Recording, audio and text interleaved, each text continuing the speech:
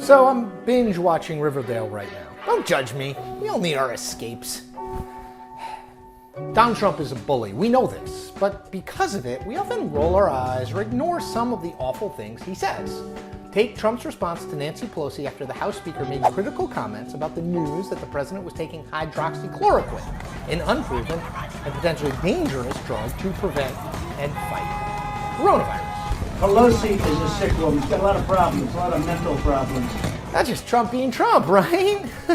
No, actually, his shot at Pelosi's mental health is part of a broader pattern of Trump's making a mockery of mental illness itself. Here's just an abbreviated list of the times Trump has done just this. Here we go. In January, Trump tweeted this about House Intelligence Committee Chairman Adam Schiff of California. Quote, "Shifty Adam Schiff is a corrupt politician and probably a very sick man." Quote. In late 2019, Trump said that Pelosi, quote, "had a total meltdown in the White House today," adding, quote, "It was very sad to watch. Pray for her. She's a very sick person." Quote. In August 2018, Trump said that the media was, quote, "very dangerous and sick," end quote. In May 2016, Trump said then Fox News host Megyn Kelly was, quote, "sick and the most overrated person on TV," quote. And in this election cycle, Trump has repeatedly questioned the mental fitness of his likely rival, Joe Biden, even going as far as to say Biden is, quote, "not mentally sharp enough to be president." He's not mentally sharp enough to be president. I mean, he doesn't know he's alive. That's Trump from May. And let's not forget, he did the same thing to Hillary Clinton during the 2016 campaign. Quote, "she's got bad temperament. She could be crazy," Trump said of Clinton on the campaign trail in 2016. "She could actually be crazy." End quote. He's also tagged Vermont Senator Bernie Sanders with the nickname Crazy Bernie. Referred to entertainer Bette Midler as a, quote, "washed up psycho," end quote, called Republican Texas Senator Ted Cruz nuts and unstable, and described Republican South Carolina Senator Lindsey Graham as a, quote, "nut job," end quote. So for Trump, deriding someone as sick or crazy or nuts is just a garden variety insult that he likes to sling around. To him, it's the equivalent of calling someone a loser or a dog, which he also does frequently. But whether Trump realizes it or not, what he's doing is a massive disservice to the millions of Americans who struggle with mental illness. According to the National Alliance on Mental Illness, 47.6 million people experienced mental illness in 2018. About 18% of Americans cope with anxiety disorders every year, according to the Anxiety and Depression Association of America.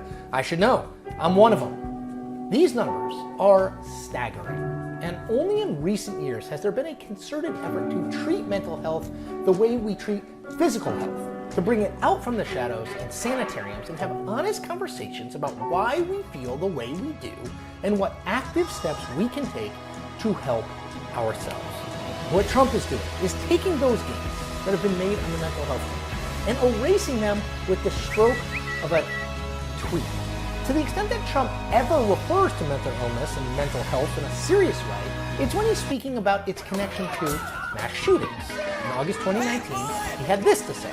"I do want people to remember the words mental illness. These people are mentally ill, and nobody talks about that. But these are mentally ill people, and people have to start thinking about it. I think we have to start building institutions again." So, yeah. The idea that the solution to dealing with mental illness and mental health in this country is more institutions that's something.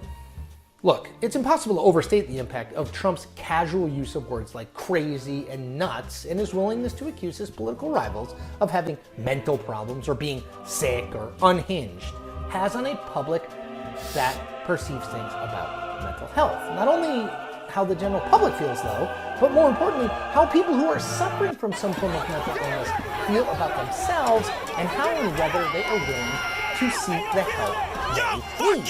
And again, we know that mental illness is rampant in this country and is growing rapidly, especially among young people. The suicide rate among those 15 to 24 years old in 2017 was the highest it has been in nearly 2 decades. According to the American Psychological Association, quote, "the rate of individuals reporting symptoms consistent with major depression in the last 12 months increased 52% in adolescents from 2005 to 2017. And that was all before this forced isolation as we seek and sought to slow the spread of the coronavirus.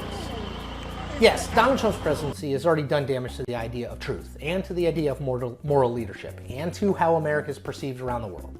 But his most damaging legacy may well be his dismissal of mental health at a time when so many Americans of all political stripes are struggling with it. And that is the point.